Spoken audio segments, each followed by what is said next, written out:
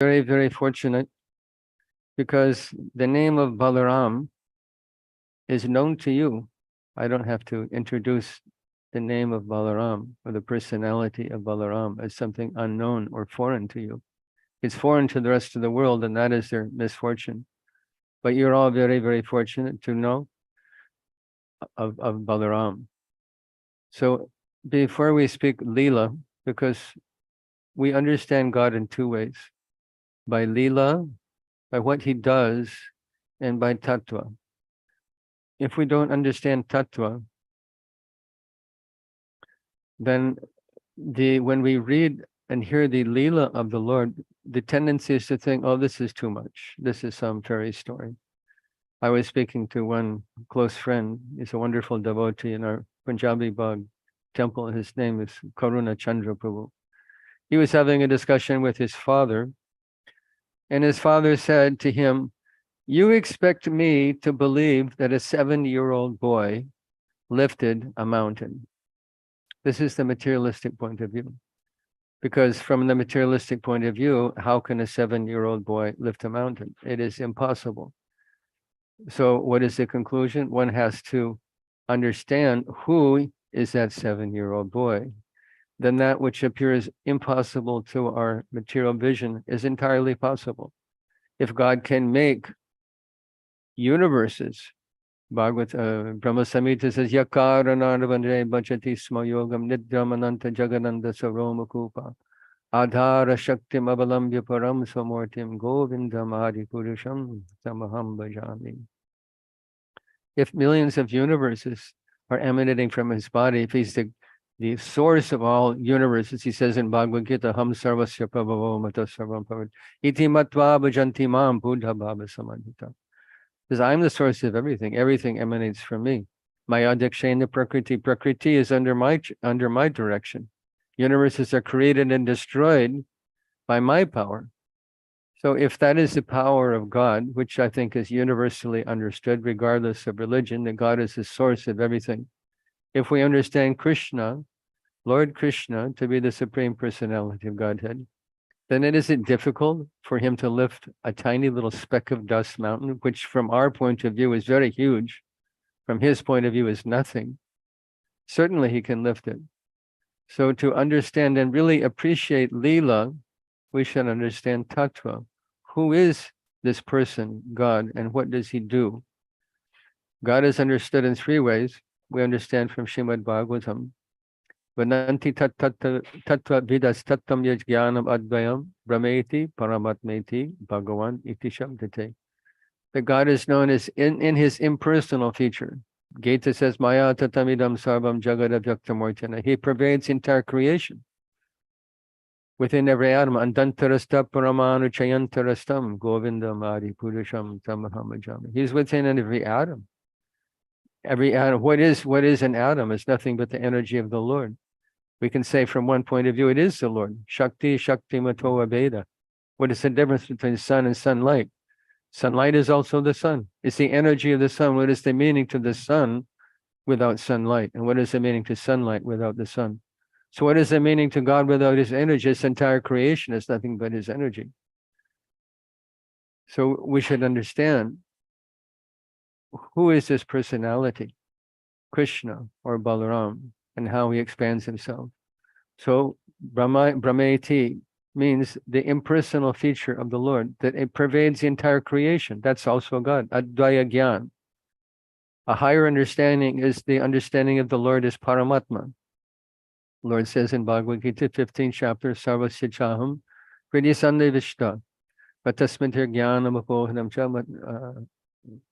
Vedascha Sarvar Ahameva Vedyo Vedanta Krid Veda Vid Eva Chaham. Says, I'm within everyone's heart. By me, this Veda is created. I'm the knower of Vedanta. I'm the goal of Vedanta. I'm the creator of Vedanta. But he's present within Sarvasya Chaham, Cha Aham. Where? Within the heart. Sto. He's present. Sta. Hridya. He's within our Ishvara Sarva Bhutanam, Hridesha Janatishti, Hridesh. He's within the heart of every living being. This is the Paramatma understanding. the goal of the yogis. The yogis want to understand God in this way. Jnanavastita tadgatena manasa pashanti yam yogina. They meditate upon Lord within the heart because he's there. But this isn't the highest understanding of God. The highest understanding, Bhagavan iti shabdate, the personality of Godhead, who has pastimes. He's not just sitting in a cloud somewhere, like Upperwala. He's up there somewhere on a cloud, and if you ring the bell, he gives you stuff. If you go to the church and you put money in the church, the synagogue, the gurudwara, the masjid, and you pray to God, you bow down, you put money in the hundi, you make some prayer, then he gives you stuff. And he's some faceless energy sitting in a cloud somewhere. No, it's a stupid idea. God is a person, the supreme person, and he has his lila. He's full of activities. So someone may say, you mean to tell me that God has a brother? Yes, he has a brother. His name's Balaram. He has a father? Yes. His father's name is Nanda Baba. He has a mother? Yes. Yashoda Maya, Devaki, Vasudeva. He has activities. He has lila. He has personal activity. This is the highest understanding of God. But we pray, Nirvishesha Shunyavadi Paschatya Deshatani. The whole world is overwhelmed with an impersonal understanding of God. So when they hear about the personal activities of the Lord, they reject them. That how is this possible? So we accept the personal understanding about not this Mayavad garbage understanding. Sarvam kalvidam Brahma, Eka Brahma Dutiya Nasti, that there's nothing but Brahma. And Krishna is a manifestation of Maya. They have it backwards, actually. Brahma rests on Krishna. Brahmano hi pratishtaham amritasya vivasya shashvatasya cha dharmasya sukha saikantikasya cha. If Brahma rests upon him, Brahma comes from Krishna. Krishna is not a product of Brahma. But this is their idea, which is an interesting paradox, an interesting contradiction, because if Brahma, Nirvishesh Brahma, has no quality, then how does Brahma decide to manifest himself as Krishna or Rama or Ganesh or Saraswati or Shiva? How does Brahma decide to do anything if he has no quality? Brahma rests on Krishna. Krishna is the source of Brahma. This is a misunderstanding to think otherwise. So the Supreme Personality of God, Param Brahma, has activities. In Bhagavatam, we read, Aho bhagyam nanda gopar bhajokasam yan mitram paramanandam purna brahma sanatanam. That purna brahma, that Supreme Personality of God, is playing in the yard of Nanda Maharaj. He's playing with his gopas. He's playing with the gopis. He's playing with the cows. He has activities. He's not a zero. He's not void. He's not a light, an energy, a nothing. He is a person and has personal activities. So we should understand this very carefully. So when we read Leela, I'll read some very beautiful Leela at the end of the class for us to relish. That Leela becomes relishable when we understand how available Krishna is for his devotees. Because our objective in life is our prayojana, what we want in life, why we're practicing sadhana, is to enter that Leela. To enter that Leela and play with Krishna, play with Balaram, enter that Van Leela, herding cows and laughing and dancing and wrestling and eating and enjoying. Jamuna Tiravanachari, we sing this song, Jamuna Tiravanachari. This means that Krishna and Balaram and all the gopas, in Nitya Parikar, all the eternal associates of the Lord, Sudhama, Sridham, Stoka Krishna, Varutapa, Raktak, Patrak, Varutapa, all the cowherd boyfriends of Krishna, they're wandering through the forests on the bank of the Jamuna River, eating and laughing and playing. Not Nirvishesh Brahman. Such a dry understanding of God. Tasteless, unattractive, impersonal understanding. So he has his Leela. And we hear that Leela because this is the process of awakening our relationship with God. The first stage of understanding God is called Shravana Dasa. or we hear about Krishna, because if you don't hear, how will you think of him? He says, Manmana bhava mad bhakto madhyaji mam namaskar. That you think of me, become my devotee.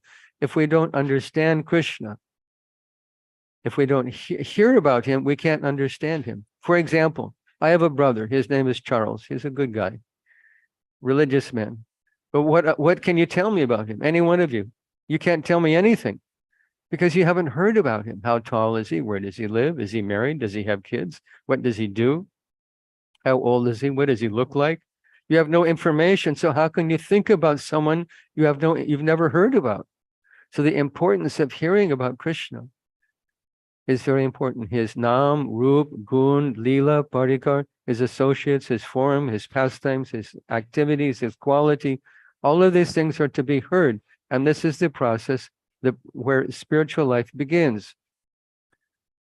Srimad Bhagavatam says, Shriyamananam Krishna Parama Purushe Bhaktir Utpadyate Pungsa Shoka Moha Bhayapaha Yasyam Vai Shriyamana. He says that just hearing Shriyamananam, by hearing about Krishna, Bhakti Utpadyate Pungsa, that Bhakti arises in our heart, and as Bhakti arises, Shoka, Moha, Bhaya, fear, lamentation, and illusion, apaha, are destroyed just by the process of hearing. Shrantatam swakata Krishna punya shravana kirtana hridyantasto abhadrani hidunoti suritsatam. The process of hearing cleanses our heart, all the abhadrani. Abhadrani means lust, greed, anger, envy, fear, malice. All the negative things that live in our heart are destroyed by the process of hearing about Krishna and Balaram. So this is a very important thing to do. Otherwise, there's no scope for manmana. How will we think of Krishna if we haven't heard? So every day, Nityam Bhagavata Sevaya Bhagavati Uttama Shloke Bhaktir Bhavati Naishtiki. We become fixed in bhakti, powerfully fixed in bhakti, irrevocably fixed in bhakti, by the process of hearing. Every day, hear something about Krishna, as you're doing today. All glories to you.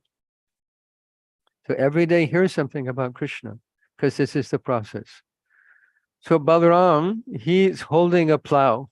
There's a reason for this, esoteric reason. That if a farmer wants to get a good crop, what does he have to do?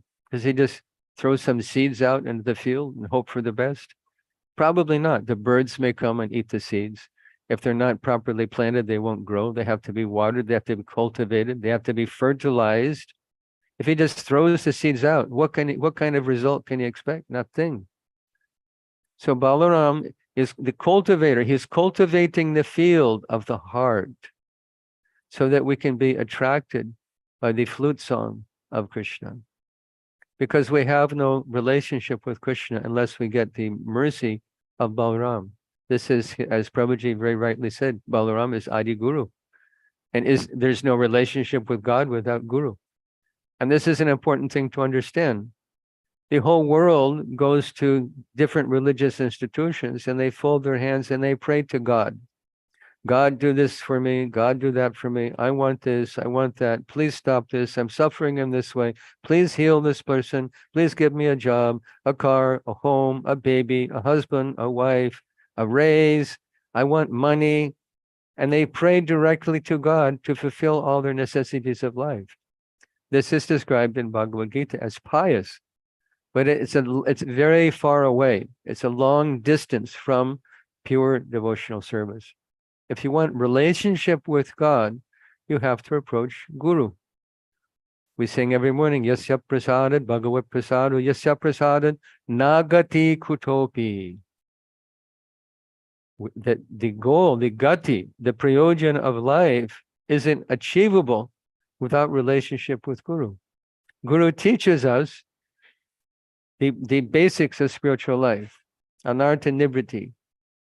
But how to achieve artha pravritti, the real goal of life, how to establish a relationship with God through his representative. Famous verse, Bhagavad Gita, Tadviti pranipatina pariprashnena sevaya upadekshanti te jnanam jnaninas tattvadarshinaha.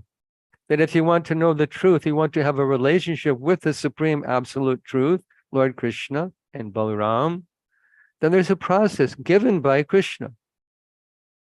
I don't remember if I told you, but don't mind if I'm repeating myself. I've become old. So I have a friend in Denver, Colorado. He's a Nepali Brahmin, very nice guy, actually, spiritually minded. But he told me one day, he said, Sarva, I don't need a guru because Krishna is my guru. Right here, this is Bhagavad Gita, Sri Bhagavan Uvacha, Krishna speaking directly to me. I open the pages of Bhagavad Gita, and here is Krishna's direction. I can read the book, and I understand the book. I don't need a guru. I said, Prabhu, is that right? Is that true? What does your guru say in your Bhagavad Gita? What does your guru's instruction tell you in the 4th chapter, verse 34 of Srimad Bhagavad Gita? Krishna told Arjuna, Tadviti pranipatina pariprashnena sevaya upidikshanti te jnanam jnaninas tattva darshina. That if you want to be tattvadarshi, if you want to see God, if you want to have a relationship with God, there is a process, and it begins with pranipat.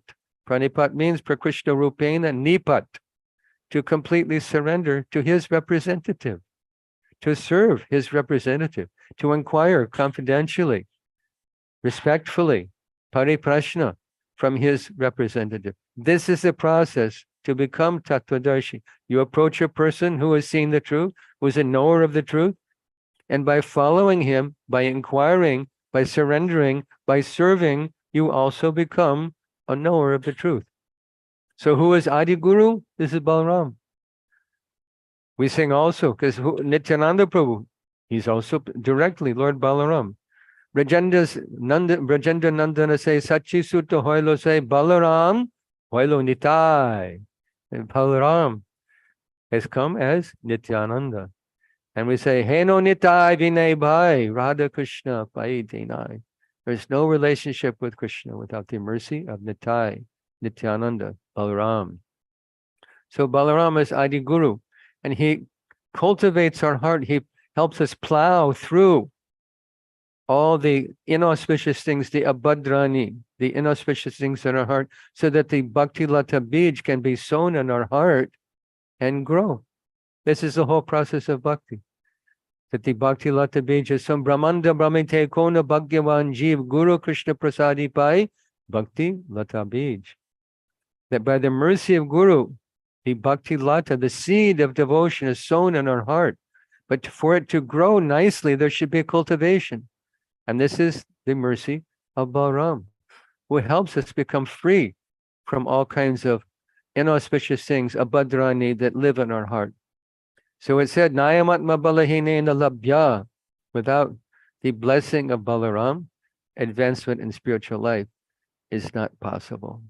We require the mercy of Balaram, and that comes to us in the form of Sri Guru, Siksha Guru, Diksha Guru, Nam Guru, whoever is helping you, whoever initiates you, whoever is instructing you in Krishna consciousness is representative of Balaram.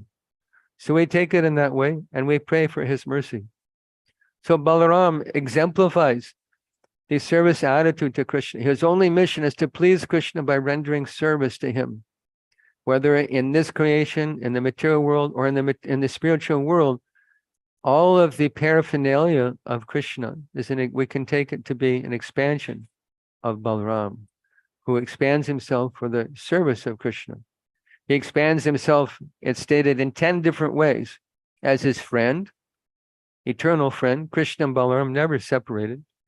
They're always together, playing in the cowherd fields of Vrindavan, enjoying with the cowherd boys, Krishna's cowherd boyfriends, his sakhas. So Krishna, his eternal associate, is Balaram. They're actually step brothers, because Krishna was the 8th son of Devaki. Who is the 7th son? This is Balaram. Everyone thought Devaki had a miscarriage, and they're lamenting, oh, she lost her baby. What actually happened? That Balaram, Sankarshan, was transferred from the womb of Devaki to the womb of Rohini. Therefore, he is known as Rohini Sutta, Rohini Nandan. And Rohini was given to the protection of Nanda Maharaj in Vrindavan because of Kamsa's activities. He imprisoned Devaki and Vasudeva. So to protect Rohini, she went to take shelter in the home of Vasudeva. The home of Nanda Maharaj. So Krishna, Vasudeva brought Krishna to Yashoda, exchanged the babies, and Krishna and Balaram grew up as stepbrothers in Braj. So he appears as his brother. He expands himself as the fan. When we fan Krishna in the temple, this fan is an expansion of Balaram. Krishna's bed, his carrier, his residence, his umbrella, garments, ornaments, sitting place, temple, books, mridanga, all the things that we use in the service of Krishna, we can understand to be expansion of Balaram, who is expanding himself to serve Krishna because he thinks of himself in this way. In Leela, Krishna thinks he's Baldao, Dauji, that he's my big brother. And they relate to each other in that way. Just like when Krishna arranged for Subhadra's marriage to Arjuna, Balaram was furious because he expected, his desire was that Subhadra should marry Duryodhana. And when Krishna arranged for Subhadra to be kidnapped by Arjuna, Balaram was not happy because I'm the big brother, I'll make the arrangement. In Leela, he plays that role. But in Tattva, he's the expansion of the Lord. He's called Vaibhava Prakash. Krishna's Swayam Rup Bhagavan, the original personality of Godhead.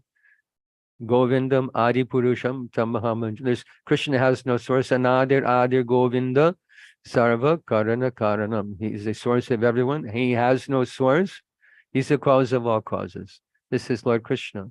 So his first expansion is Balaram, Vaibhav Prakash. And they're not different. They say the only difference between Krishna and Balaram is their complexion. Krishna is Sham Sundar, Mega Sham. And Balaram is white, like the foam and milk, white as milk, beautiful color, Balaram. So Krishna and Balaram are same, both Supreme Personality of Godhead. And Krishna expands him in this way, expands himself in this way for Leela. It's not that God's just sitting on a cloud somewhere.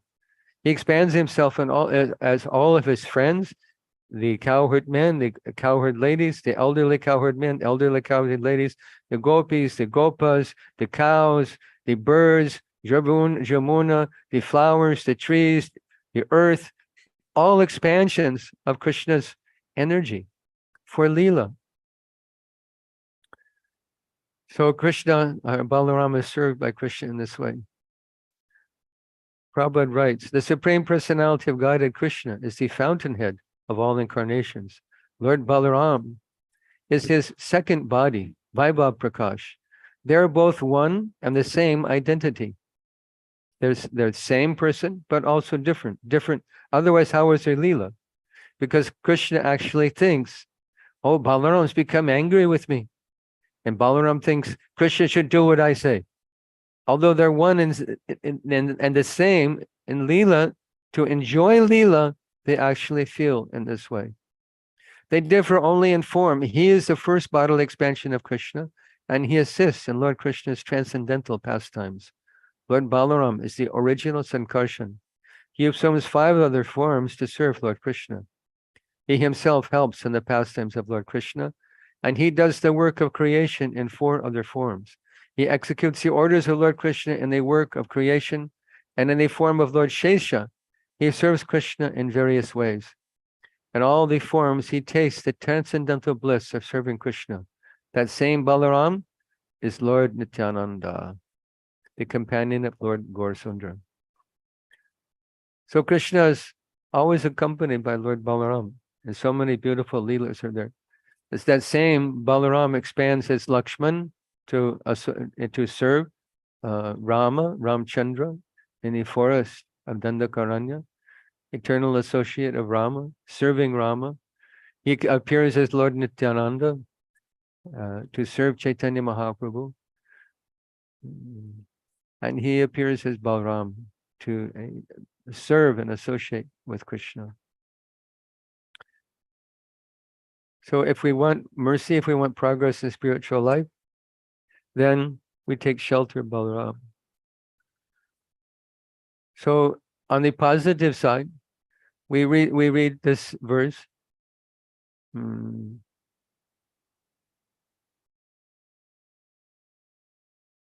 Paratranaya sadhunam vinashaya chudushkratam. So paratranaya sadhunam, Krishna comes to bless the devotees. He has his Goloka Vrindavan Dham, and a replica of that Vrindavan Dham Goloka appears in this world, and this is called his Bhoma Lila. So in Goloka, there's no demons. There's some gossip about there being demons, which has the effect of being demons, but there's no demons for Krishna to kill in Goloka. This is Bhoma Lila pastime. So this verse, Paratranaya Sadhanam, Krishna comes to bless the devotees, to attract them to his Lila, to attract especially the conditioned souls of this world, to see a replica of what is the spiritual world. And all his devotees, his eternal associates, manifest themselves here in this material world also.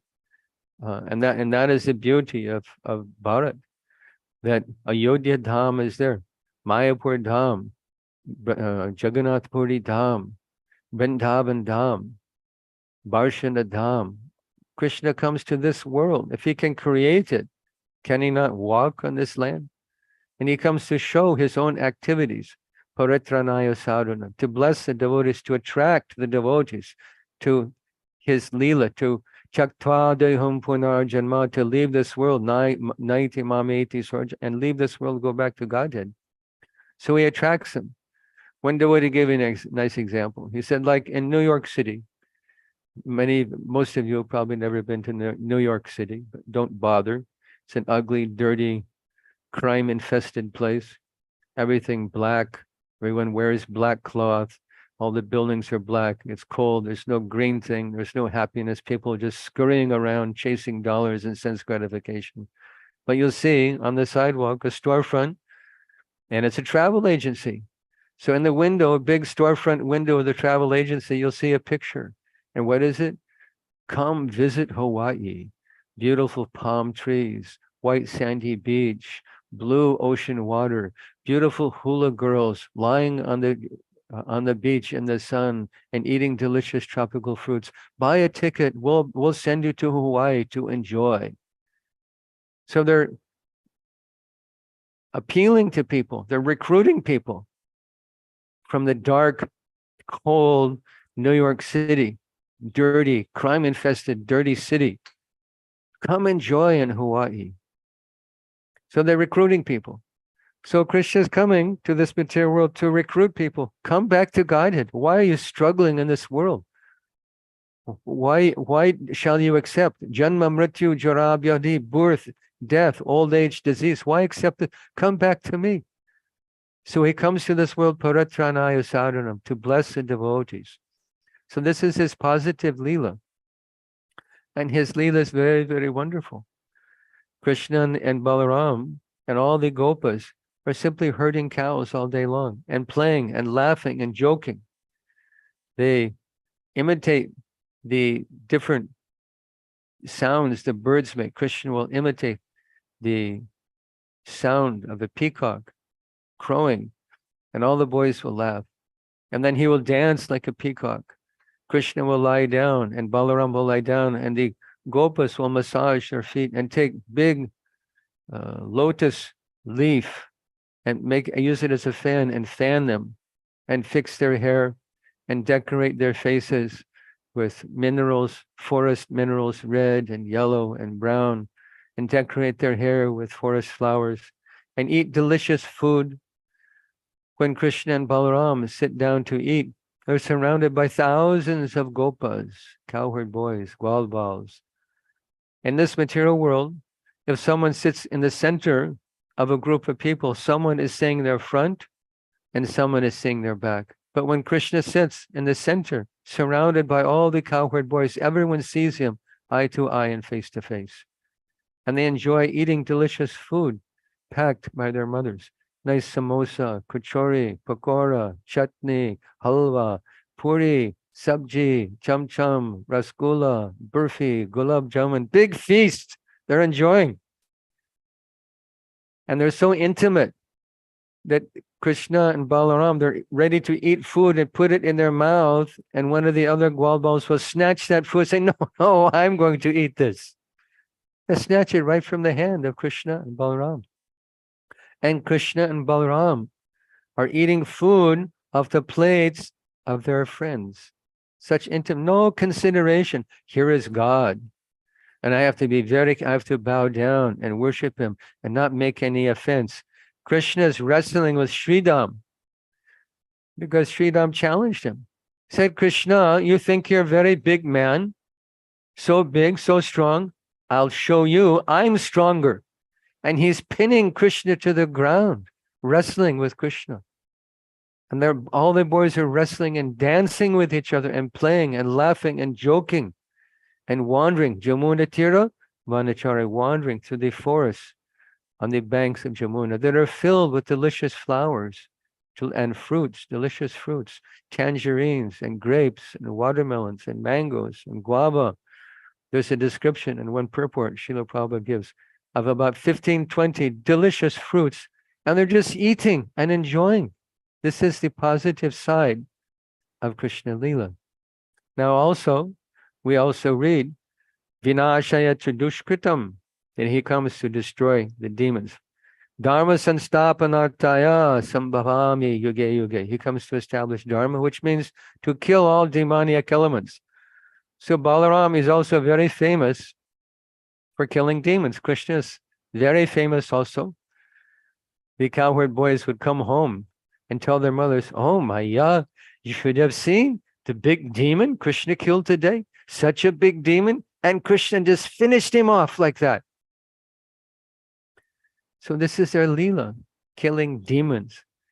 They're enjoying this demon killing business. So one very inauspicious man, his name was Ramaharshan Sutta. He was very, very learned in Veda, but very, very proud. If someone is actually learned, they become humble.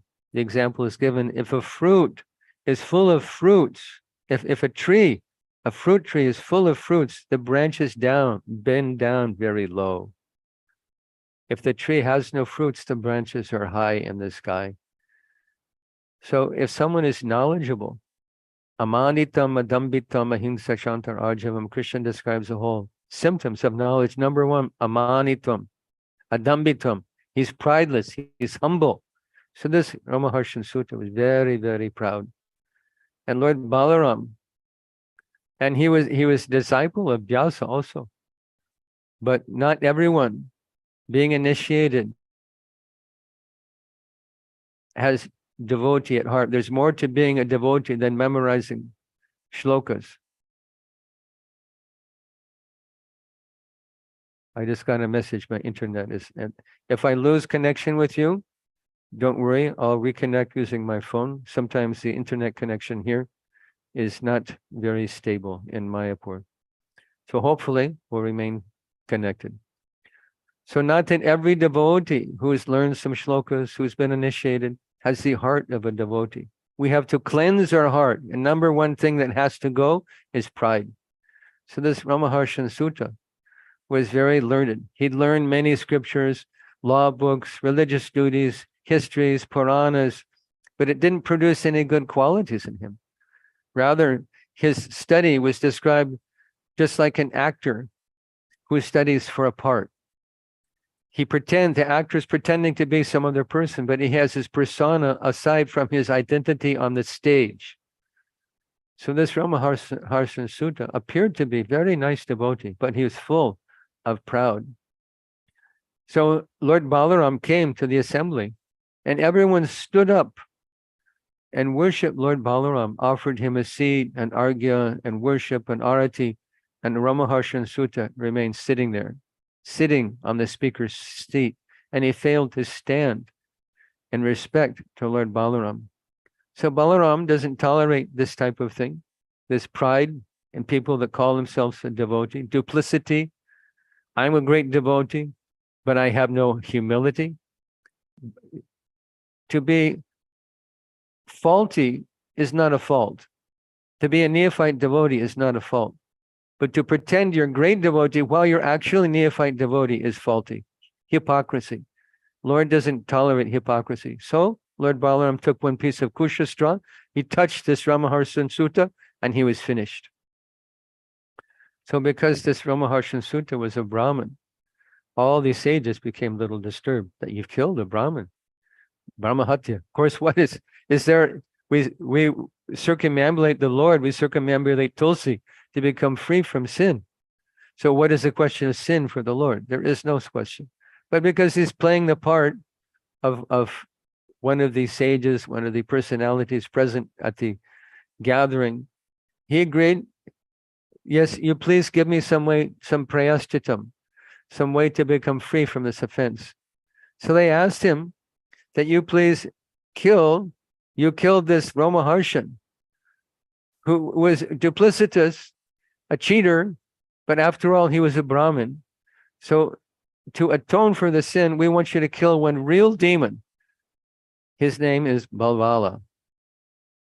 So Baladev promised to kill this demon named Balvala, who had been polluting the sacrificial arena and giving so much trouble to the sage. So I'll read. Lord Balaram prepared himself to meet the demon Balvala. At that time, when the demon usually attacked the sacred place, there appeared a great hailstorm, and the whole sky became covered with dust, and the atmosphere became surcharged with a filthy smell. Just after this, the mischievous demon Balvala began to shower torrents of stool and urine and other impure substances on the arena of sacrifice. After this onslaught, the demon himself appeared with a great trident in his hand. He was a gigantic person, and his black body was like a huge mass of carbon. His hair, his beard, and his mustache appeared reddish like copper. And because of his great beard and mustache, his mouth appeared dangerous and fierce. As soon as he saw the demon, Lord Balaram appeared to attack him. He first considered how he could smash the great demon to pieces. Lord Balaram then called for his plow and club, and they immediately appeared before him.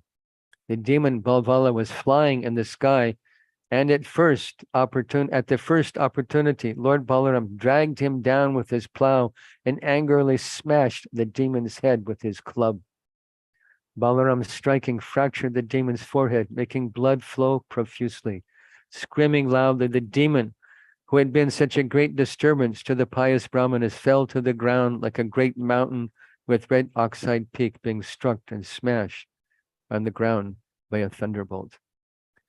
So these leelas also have spiritual potency.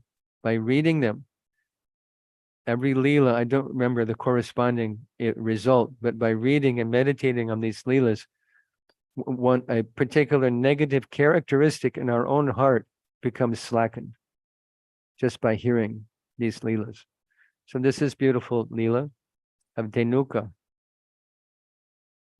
summarized from the Krishna book. Dhenuka was the ass demon.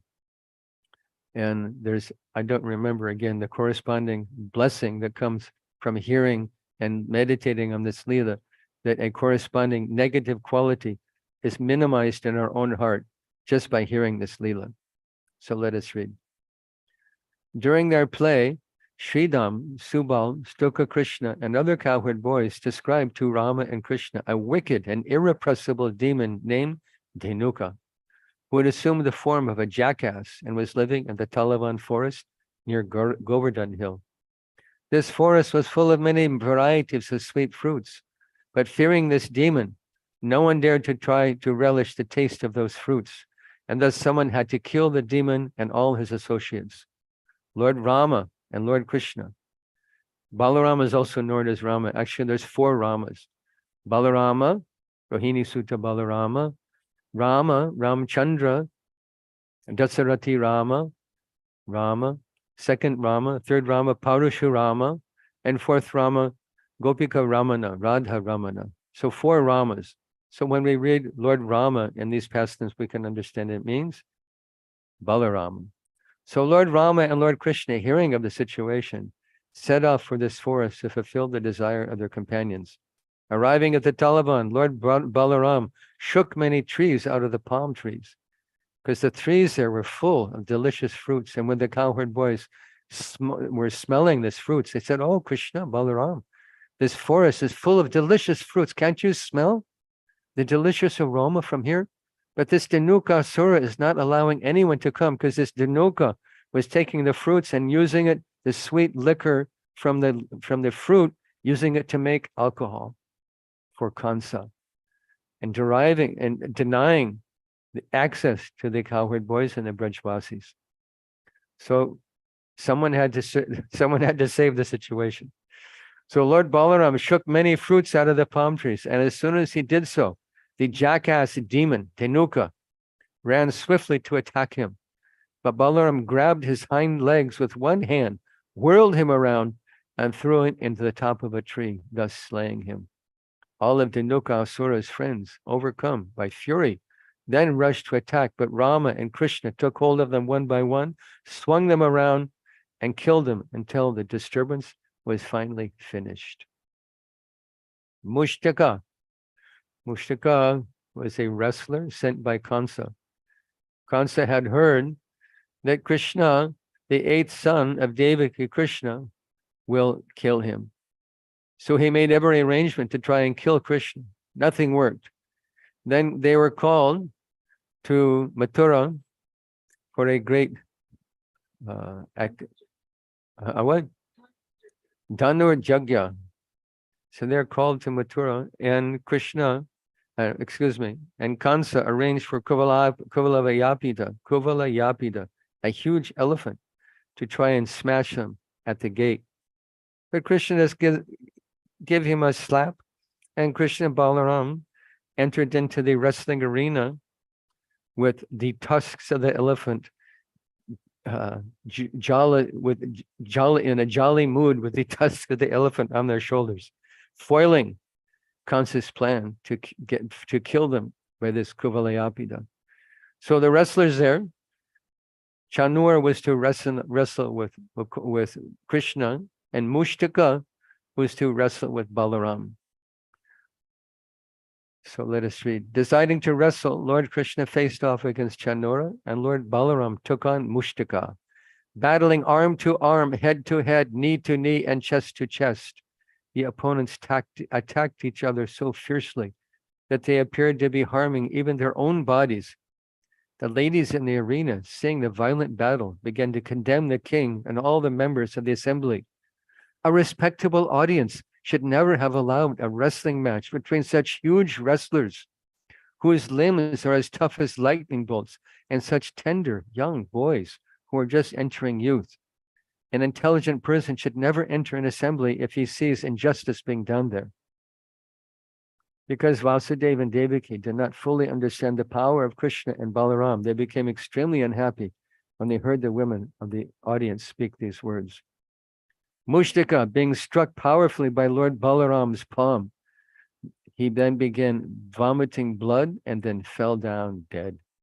Thereupon the wrestlers named Kuta, Shala, and Toshala came forward, but Krishna and Balaram easily killed them with the blows of their fists and feet. The remaining wrestlers, fearing for their lives, all fled. Then we know what happened. After the wrestlers were killed, Krishna jumped up on Kansa's throne, threw him to the ground, and beat him on the chest until this demon Kansa left this world. Again, Paritranaya sadhana vinashaya chadushkritam. This is Dharma Sanstapana. This is one of the reasons Lord comes to this world. So there's all these other stories. How much time we have, Prabhuji?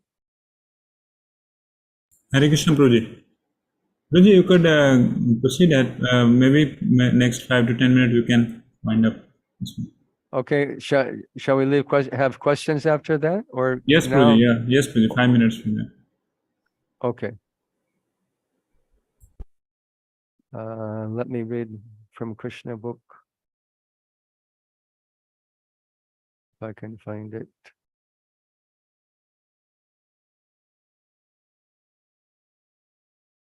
Okay, Rukmi. At Aniruddha's wedding, Lord Baladev, Sri Krishna and other Yadavas went to Rukmi's palace in the city of Bojakata. After the ceremony, Rukmi challenged Lord Balaram to a game of dice. In the first match, Rukmi defeated Baladev, whereupon the king of Kalinga laughed at the Lord, displaying all his teeth. Lord Balaram won the next match, but Rukmi refused to concede defeat. A voice then spoke from the sky announcing that Baladev had in fact won. But Rukmi, encouraged by the wicked kings, offended Lord Balaram by saying that while he was certainly expert at tending cows, he knew nothing of playing dice. Thus insulted, Lord Balaram angrily struck Rukmi dead with his club. The king of Kalinga tried to flee, while Lord Balaram seized him and knocked out all of his teeth. So Balaram has this tejas, this power, playing the part of Kshatriya, because he's full-blown Kshatriya, as the son of Vasudeva. So Kshatriya's nature, Tejam Shauri Tajir Daksham Yudhe Chapalayanam Dana Ishra Bhavasya Shatrakarma Sabhavajam. That their tejas are full of power.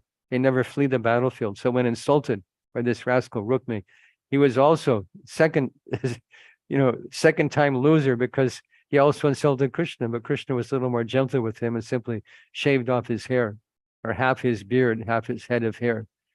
But when he insulted Balaram, tried to cheat Balaram, then he was killed by Balaram.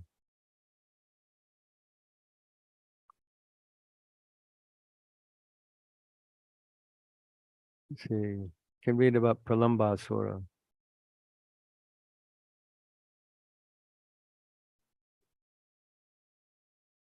Once, while they're engaged in their transcendental pastimes, this is from Krishna book, a great demon of the name Pralambasura entered their company, desiring to kidnap both Balaram and Krishna.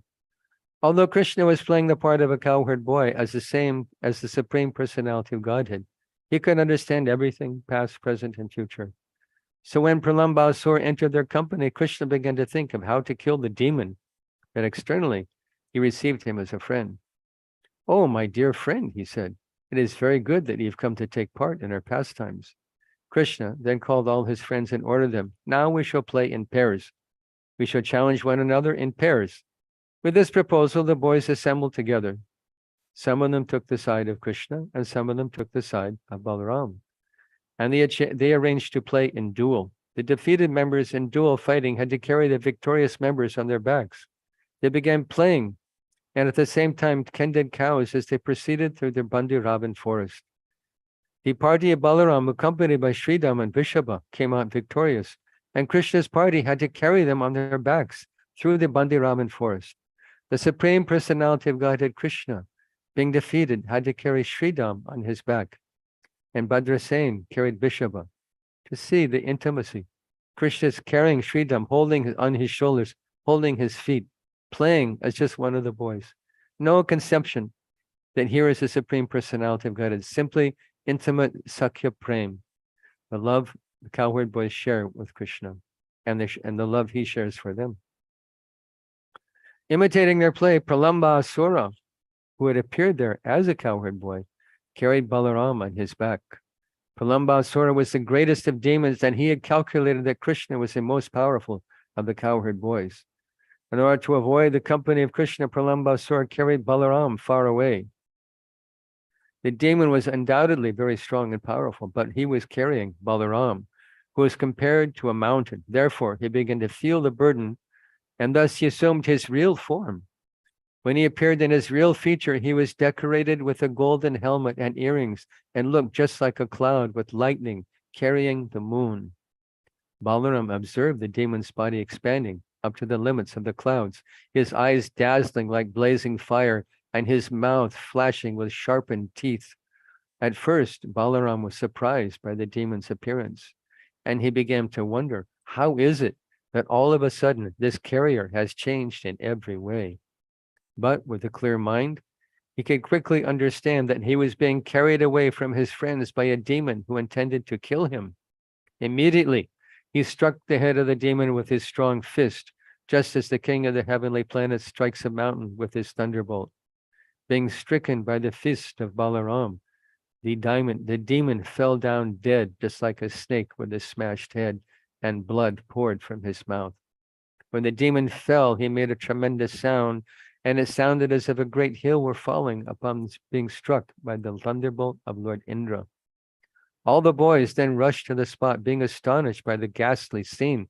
They began to praise Balaram with their words, "Well done, well done." All of them then began to embrace Balaram with great affection, thinking that he had returned from death, and they offered their blessings and congratulations. All the cowherd boys are blessing Balaram. They have no idea. Here is the Supreme Lord. Simply love, affectionate blessing, and like this. All the demigods in the heavenly planets became very satisfied and showered flowers on the transcendental body of Balaram. And they also offered their blessing and congratulations for his having killed the great demon, Kalambasura. So this is Leela. It's a beautiful Leela of Lord Balaram and Krishna and the cowherd boys. So we should hear these things, remember these things, and by doing so, Bhakti upadite pumsa shoka moha bhayapaha. We feel blissful. This is the process of Krishna consciousness. Santam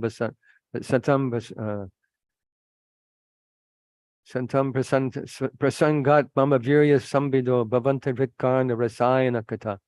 Tajdoshana rashoka vartmani shraddha ratir bhaktir anukramishiti. By hearing of the chivalrous pastimes, amazing, beautiful pastimes of the Lord, one makes progress in Krishna consciousness, Shraddha, Ratir, Bhaktir, Anukramishati, step by step. Kramishati means Kramena, step by step. From our initial investment of Shraddha to the stage of becoming free from anarthas to the stage of Prema. This all happens by hearing the wonderful activities of the Supreme Personality of God, his loving activities, intimate activities with his devotees, wandering through the forests of Vrindavan, laughing, dancing, shouting, playing ball, decorating themselves with flowers, eating fruits, enjoying life. This is Sakya Prem of Balaram and Lord Krishna in the forest of Vrindavan. So anyone has any comment or question or any? Oh, actually, I meant to mention one thing, that Pralambasur was killed by Balaram because Krishna took a vow after killing Hiranyakashipu, that I'll not kill any, he promised Prahlad Maharaj, I'll not kill any other descendant in your family. So Pralambasur was connected with the family of Hiranyakashipu. So Krishna took a vow, I'll not kill anyone else. So Balaram did the work. So anyone has any comment or question? Hare Krishna, devotees can unmute themselves and they can ask questions personally to Prabhuji. And after that, those who are asked personally, then we shall go to the chat questions. So kindly raise your hand and respond. Hare Krishna.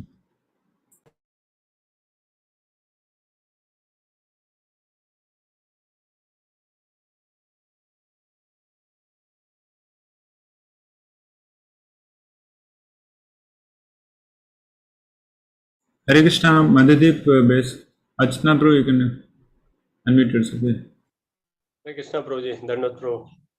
Thank you for such a lively class. After such a long pause, we had your association back with us. Thank you, Prabhu. Prabhu, it's a little bit off track, but you mentioned one point, like how fortunate Indians are that we have all the holy places here. So related to that, we have a frequently asked question that why Lord chooses this tract of land for his pastimes? Why he is not showering his mercy or these intimate pastimes to other lands, other distant countries or continents? He has to come somewhere. He comes to this earth planet. So he has to come somewhere. And the place, by his presence, it becomes sacred. Not that it's sacred and then he comes here, if you follow my reasoning. It's not that because the land is sacred, it becomes sacred by his presence. Because Rama came here, Krishna came here, Parashurama, Buddha, Chaitanya Mahaprabhu. I'm sitting here in Mayapur. The birthplace of Mahaprabhu is like 15-minute walk down the road from where I'm living. It's so fortunate. The whole place is sanctified by the dust of the lotus feet of the Lord. Ganga, 10 minutes walk to Ganga, sanctified by the dust from the lotus feet of the Lord, eternally sanctified. So his presence sanctifies it. It's not that it's a special place and therefore he came to a special place. It becomes a special place because he came here. That's my understanding. Thank you, bro.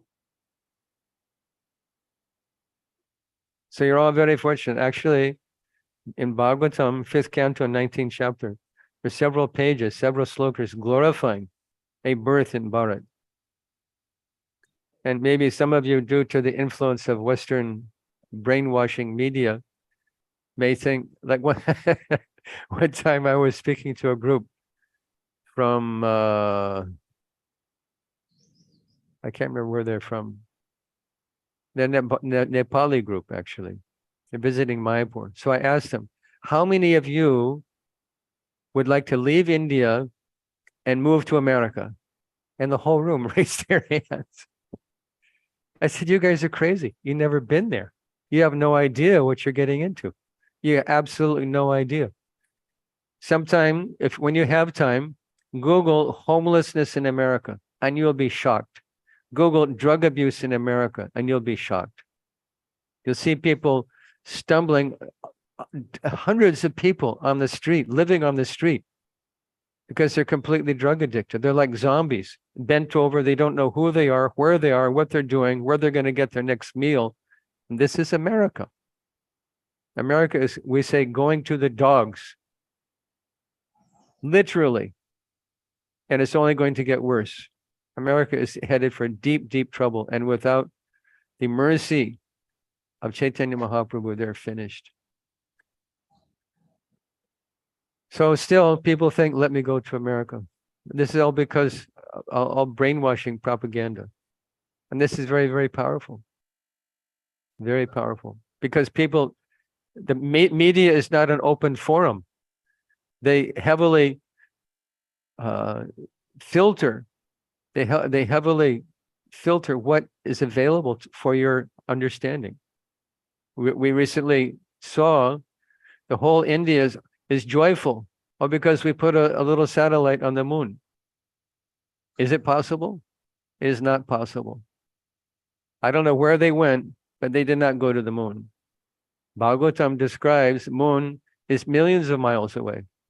And they went there in a little tin can, a little piece of junk. Now it's land, and they showed the picture of the space capsule landing on the moon. Who was there to photograph it? Was it possible to photograph? There's no one there to photograph it. It is supposed to be landing on the moon. Was it Neil Armstrong there with his mobile phone? Okay, let's catch this. This is historic. Anyway, this is a controversial topic, but Google sometime moon landing hoax, and you'll find 100 negative articles and not one positive article presenting solid information that moon landing is a hoax. Not one article, which means the whole thing is filtered without allowing any negative, any controversial topic to even enter into Facebook, into WhatsApp, into Twitter, all these different media outlets. They're all feeding you the information they want you to believe. Even there was a man, his name is Stanley Kubrick. He was a filmmaker. Stanley Kubrick admitted to filming the so-called Apollo mission landing on the moon and provided film evidence of the same. Now, if you Google that, you'll find nothing but a refutation of Stanley Kubrick's admission that he made in his life. Another astronaut on his deathbed described, no, we never went there. We never went there. So that information you'll not find anywhere in public media because it's all censored. Censorship means what you're allowed to see and what you're not allowed to see. Try sometime. Make a positive refutation of the moon landing and see if Google will post it, if it's available on Google. It's not available on Google. It's not available on Facebook. It's not available on YouTube because they're censoring everything. This is what you should know. This is what you should heed. We'll tell you what's true. Welcome to Kali Yuga. So anyway, how did I get on that? So because of this media brainwashing, Indian people, who are the most fortunate people in the world, have begun to think that we're second class. Indian culture is first class. And just to be born in India requires sufficient sukriti, purva punya, just to be born here. This is the verdict of Bhagavatam. This is the verdict of Shastra. That people are taking it, oh, I'm a loser, you know, I don't drive a Maserati, I don't drive a Porsche, I don't live in a big house and have a $6-figure income. I don't have a big, all these gadgets that they think are waiting for them in America. This is complete illusion. Because people can't, they've lost their power to think that whatever I will get by destiny, I will get no matter where I live. Whether you live in India, a certain standard of prosperity will reach you. If you live in America, a certain standard of prosperity will reach you. They say our karma comes to us exactly like a calf will find its mother amongst hundreds of thousands of cows. Our karma will find us no matter where you go. So what is the conclusion? Be happy where you are. If you're meant to go to America, go. Prosper. But don't leave your culture. This is the problem. I see so many Indian families that come to America looking for prosperity and they lose their culture. They become nasty little Americans and their kids are worse. We see these devotees that are being born in our families are such saintly little kids. They're like 3 years old. They can hardly reach the end of the mridanga. And they're singing Gaur Arati, Nishinga Arati, and reciting Bhagavad Gita shlokas. We had some program a few days ago. So one little girl comes up, you know, and starts reciting Bhagavad Gita shlokas. Sarva dharmam parityaja mamekam sharanam bhaja. She's like 3 years old, 4 years old. And what are these kids in America doing? Like, hey, dude, what's going on, man? Want to buy some drugs? Let's go party. Let's go drink some beer. Come on, man. There is all Varna Sankara. They say, what is the most confusing day in America?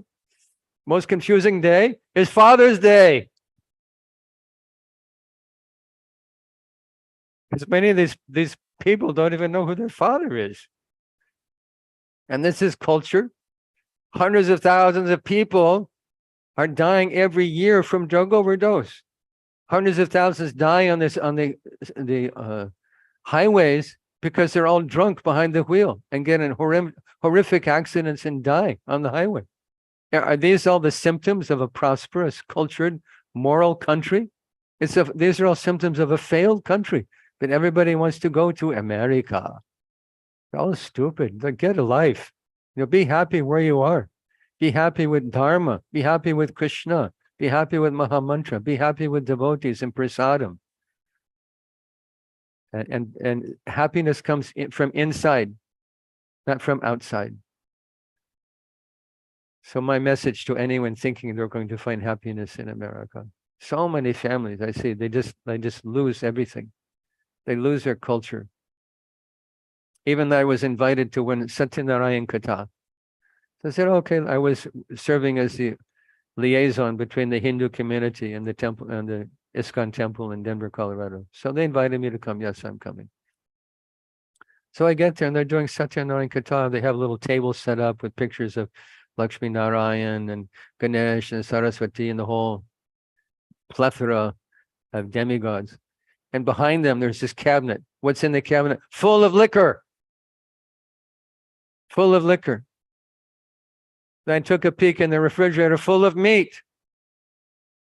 Then I told the lady, I'm sorry, ma'am, but I can't eat here. Then she freaked out. A big scene. Oh, the sadhu has come to our house and how can I eat in your home? She'll never forget that day. So they made I took some fruit, some milk like that. But this is what it's become, just making a show of religion without religious lifestyle. What is this? What is the point to serve Lakshman, to make a show of puja and then go back the next day to eating meat and drinking liquor. This is what's happening to Indian families in America. And the kids are worse. The kids are worse. We were traveling in Texas, selling oil paintings to raise money for the BBT. So we'd approach these Gujarati hotels, Hotel Patel. And they're very kind. They give us a room to stay for free because we're doing service for the mandir.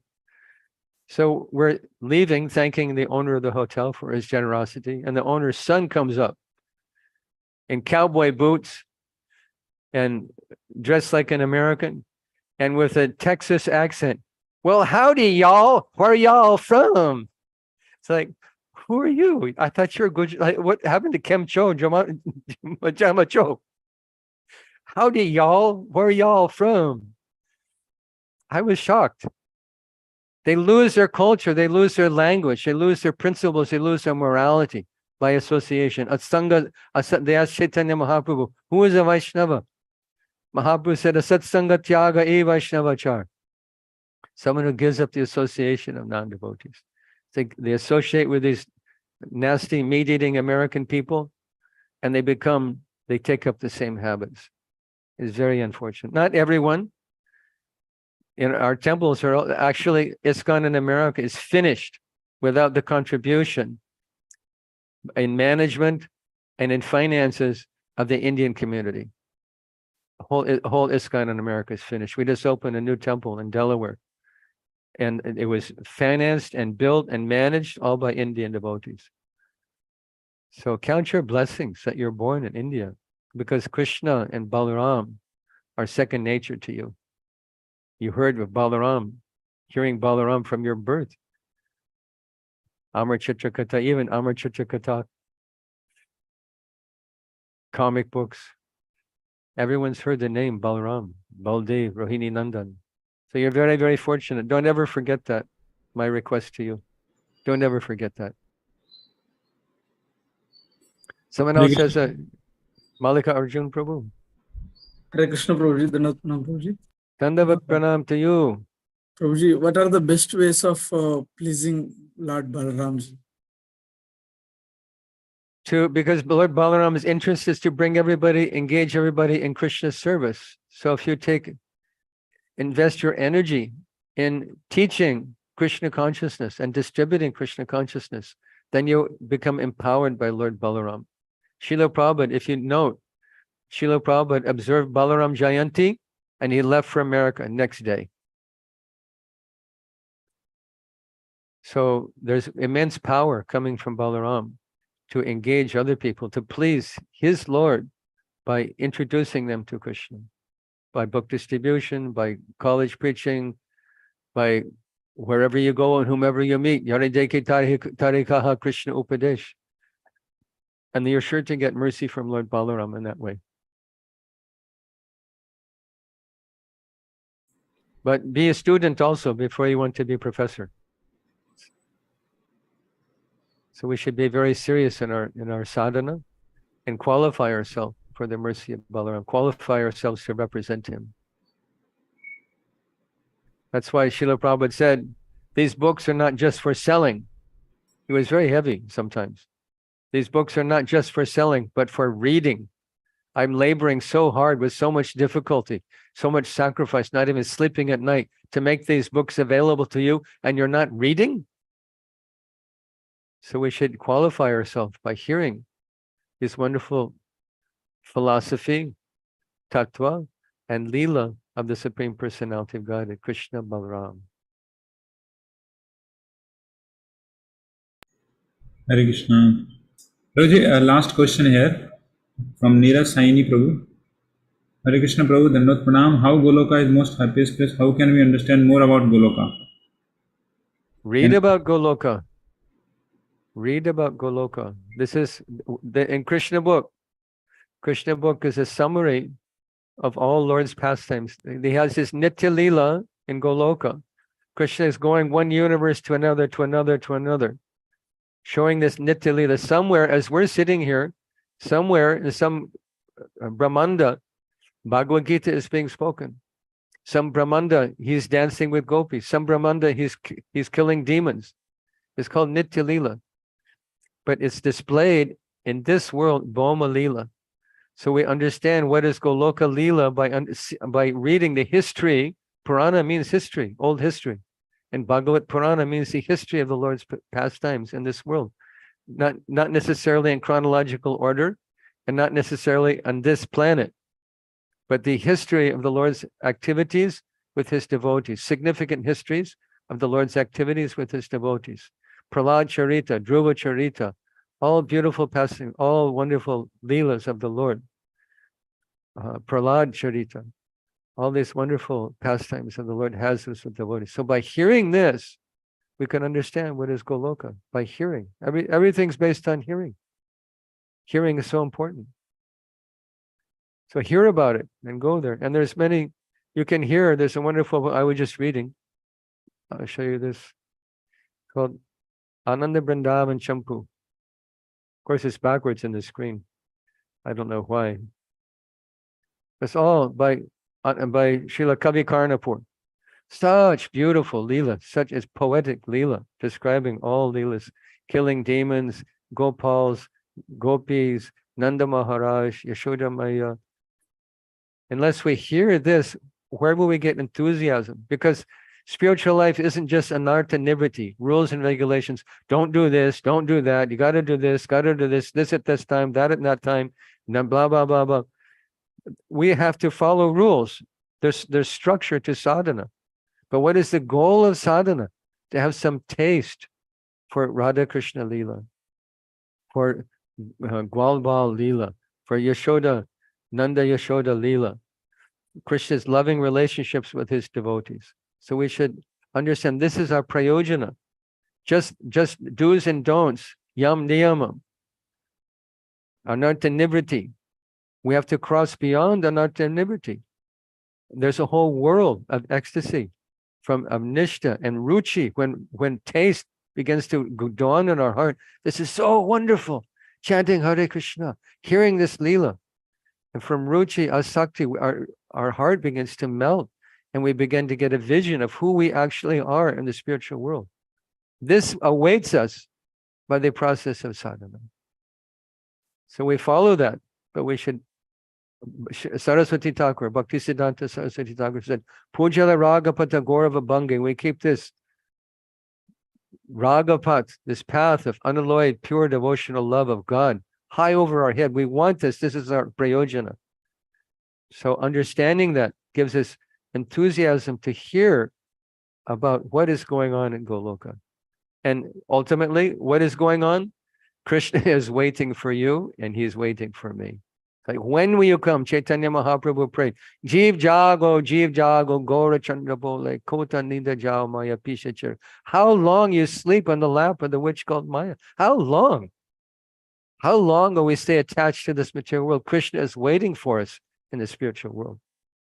He's waiting for each and every one of us. When will we go? And finally be done with material life. Say, I'm just done. No more material, no more Maya, only Krishna. We pray for that day, and we accelerate the potential by attentively hearing Krishna Leela. Okay, Detta Chandra Prabhu. Thank you so much, Prabhuji. Hare Krishna. So, Hare Krishna. So we are really blessed by His Grace Sarvadrik Prabhu. Prabhuji had so nicely described all the wonderful pastimes of Balaramji, along with so many tattvas. Prabhuji described the importance of tattvas and leelas. So unless we understand tattva of Balaramji, we cannot understand really the sweetness of pastimes, the leelas. Prabhuji almost covered all that Bhagavatam described killing of demons by Balaramji. So it's really very much inspiring. And also Prabhuji gave this clue that we should not just stay on the Anartha Nivritti platform, we should hear about Krishna more and more. And like really it's very much inspiring to hear such words from such exalted Vaishnavas like Sarvadrik Prabhu. So we should take it to be our mission to hear about Krishna, and as Prabhuji told, Jare dekho tare kaho Krishna updesh. This is the way we can serve Balaramji.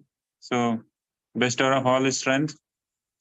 So really like to thank His Grace Sarva drik Prabhu. We cannot be enough thankful to Prabhuji. In such a short notice, Prabhuji agreed. It's a really great blessing upon all of us. So I like to request all assembled devotees, kindly open up your videos. Kindly open up your videos. It's my humble request to all of you. And unmute yourself and let us chant Hare Krishna Mahamantra loudly for the pleasure of His Grace Sarva drik Prabhu. Hare Krishna, Hare Krishna, Krishna Krishna, Hare Hare. Hare Rama, Rama Rama, Hare Hare. Thank you so much, Prabhuji. Thank you. You can we didn't get to Davida Gorilla also. That's a nice Leela. So in your spare time today, you can read that Leela in Krishna book. It's so very nice. Another rascal chastised by Lord Balaram. Okay, thank you all for your company and opportunity to speak to you today. Srila Prabhupada ki jai. Jai Nitai Gaur, Nityananda Rama ki jai.